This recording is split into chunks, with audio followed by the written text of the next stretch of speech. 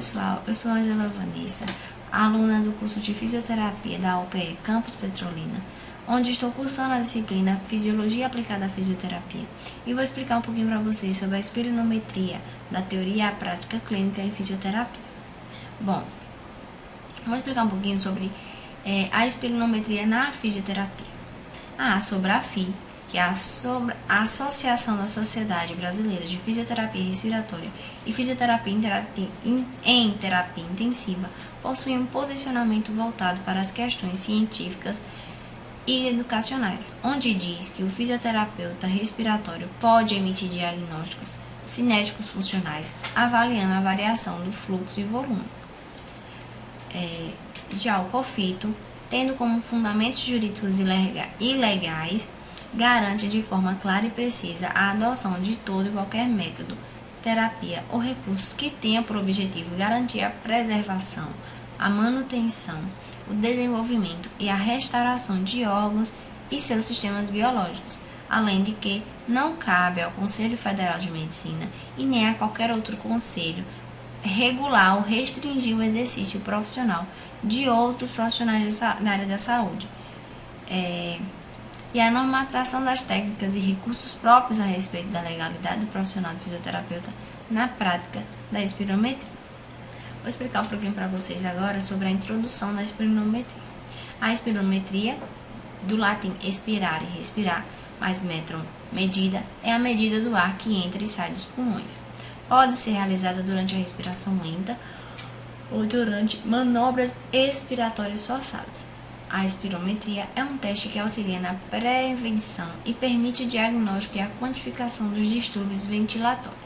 É um exame indolor e não invasivo, realizado para medir a velocidade e também o volume do ar que entra e sai dos pulmões. Através de uma série de indicadores, o médico avalia a condição dos pulmões do paciente de acordo com a idade, o sexo, a altura, por exemplo. É um exame que exige a participação do paciente e que deve ser analisado em conjunto com outros fatores, como dados radiológicos e o histórico do paciente, onde auxilia na prevenção e permite o diagnóstico e a quantificação dos distúrbios ventilatórios. Quando é indicada a espirometria? Ele é muito indicado quando há suspeita de alguma doença relacionada ao sistema respiratório. Através desse procedimento, é possível o diagnóstico e o acompanhamento de um tratamento de asma, por exemplo. A DPOC, ou doença pulmonar obstrutiva crônica, pode ser diagnosticada até mesmo antes do surgimento dos sintomas durante uma espirometria. Além disso, o exame pode ser realizado periodicamente para acompanhamento da evolução e o tratamento da doença. Doenças respiratórias ocupacionais e doenças intersticiais pulmonares também podem ser diagnosticadas quando ocorre a realização desse exame. Estas também podem ser avaliadas em intensidade e monitoradas durante o tratamento. Outras complicações, como doenças neuromusculares, falta de ar, chiado no peito e tosse, também podem ser avaliados durante a espirometria. Esses procedimentos também é bastante indicado no pré-operatório de cirurgias como a do tórax, do abdômen e do pescoço. E desta forma é possível se analisar distúrbios respiratórios e tomar cuidados especiais no uso de anestesias e outros medicamentos. Como é o procedimento? Antes da espirometria, o paciente é medido e pesado e feita uma anamnese sobre os sintomas e sobre outras complicações médicas que possam ter ocorrido. Após isso, um aparelho chamado de espirômetro é conectado ao indivíduo através de um bocal, um clipe de borracha colocado no nariz do paciente. Este, sentado, é induzido a respirar tranquilamente pela boca. O médico irá solicitar diversos métodos de respiração, como assoprar e encher o peito, e quando solicitado, assoprar e encher o peito passadamente.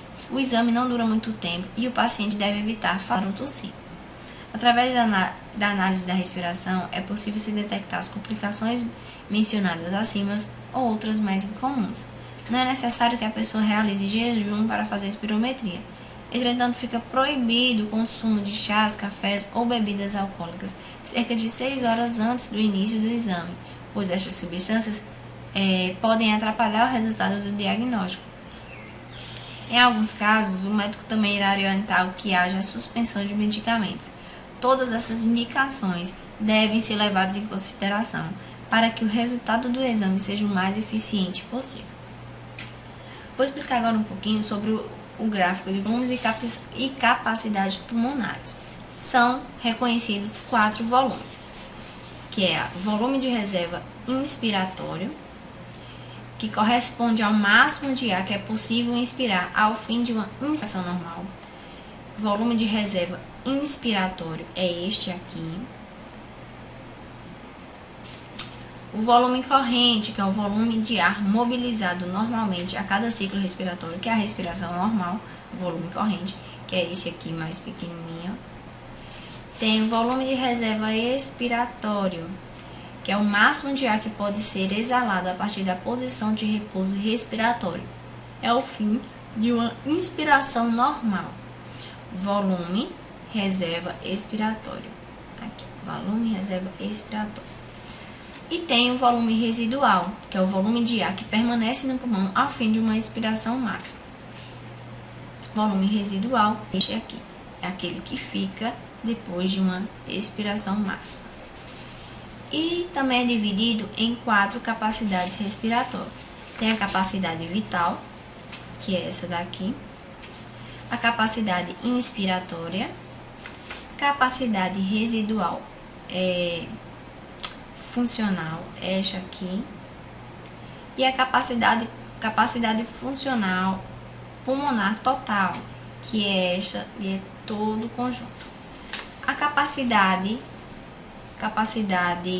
vital é a capacidade do pulmão completamente cheio de gás, portanto, é a somatória de 3 volumes, que é o volume residual inspiratório, mais o volume corrente, mais o volume residual expiratório.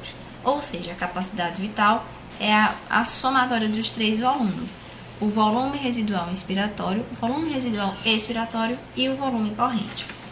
A capacidade inspiratória é a soma do volume residual inspiratório mais o volume corrente. A capacidade respiratória funcional é o somatório do volume residual expiratório mais o volume residual. E a capacidade pulmonar total é a somatória do volume residual inspiratório, volume residual expiratório, volume corrente e volume residual, ou a capacidade vital mais o volume residual. Esses volumes e capacidades pulmonares variam de indivíduo para indivíduo em função da raça, sexo e altura, e variam em um mesmo indivíduo em função da idade e existências de doenças. Definição dos distúrbios ventilatórios. São divididos em 6 padrões de espirometria. Tem o normal, o distúrbio ventilatório restritivo, inespecífico, obstrutivo com capacidade vital final reduzida e um misto ou combinado.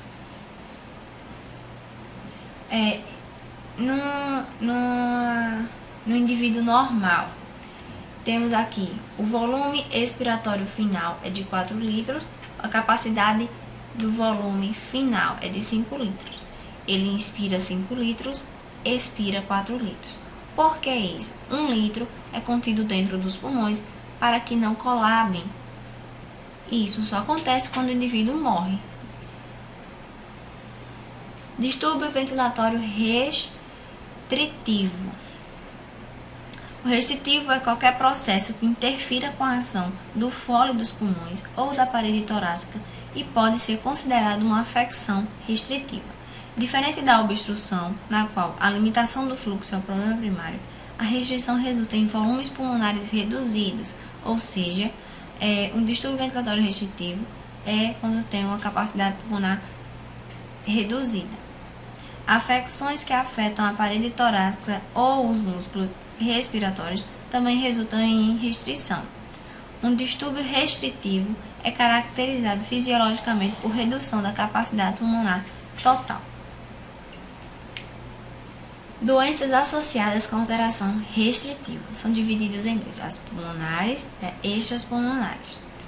A pulmonar tem a doença pulmonar fibrosante, pneumoconioses, edema pulmonar, tumores pulmonares parenquimatosos, lobectomia ou pneumonectomia. E extrapulmonar, deformidade da caixa torácica, obesidade, gravidez, doenças neuromusculares, fibrotórax. O distúrbio ventilatório obstrutivo. Por definição, obstrução é qualquer processo que interfere com o fluxo aéreo para dentro ou para fora dos pulmões. O local da obstrução pode estar ou nas grandes ou nas pequenas vias aéreas. Doenças associadas com obstrução do fluxo aéreo. Tem a DPOC, que é doença pulmonar obstrutiva crônica, asma, bronquiectasia, fibrose cística, pós-tuberculose, câncer de pulmão, o maior risco da doença pulmonar obstrutiva crônica, e bronquiolite obliterante. E tem o distúrbio ventilatório misto ou combinado, que é a junção dos dois, ou os dois se combinando. Vou explicar aqui um pouquinho a tabela, ela é autoexplicante, mas eu vou explicar um pouquinho. Um pouquinho sobre a obstrutiva, restritiva e a mista. As duas que se combinam e as duas juntas. O volume expiratório final da obstrutiva é reduzida, da restritiva reduzida ou normal e da mista é reduzida. No volume de capacidade final, da obstrutiva é reduzida ou normal, restritiva é reduzida e a mista é reduzida. E no volume expiratório final, mas o volume de capacidade final, na obstrutiva é reduzida, restritiva normal aumentada e na mista reduzida. Bom, agora eu vou passar um pouquinho um vídeo sobre sobre a realização do teste, onde o fisioterapeuta Pereira Júnior realiza um teste com um dos nossos integrantes do nosso grupo. E é feito esse exame mostrado com o resultado de um indivíduo normal, que aparenta não ter nenhuma doença respiratória.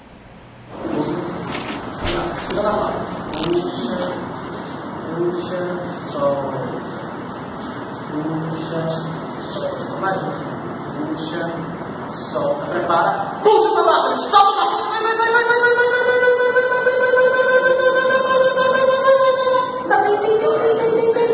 Aê, galera.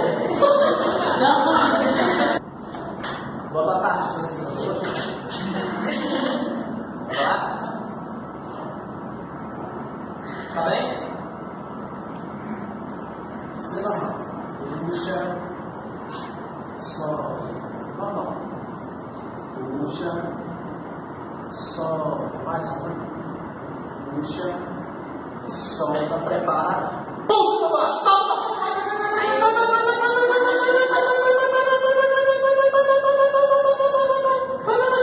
Pronto, você não precisa nada. Eu tenho todos aqui, ó. Eu tenho que chegar nos 6 segundos. Quando chegou nos 6 segundos, o teste parou automaticamente. Esse aqui é o teste. O teste parou. Foi bom teste. O teste, quando chega nos 6 segundos, que ela é divulgado pela ATS, ele para automaticamente. Ok? E aí.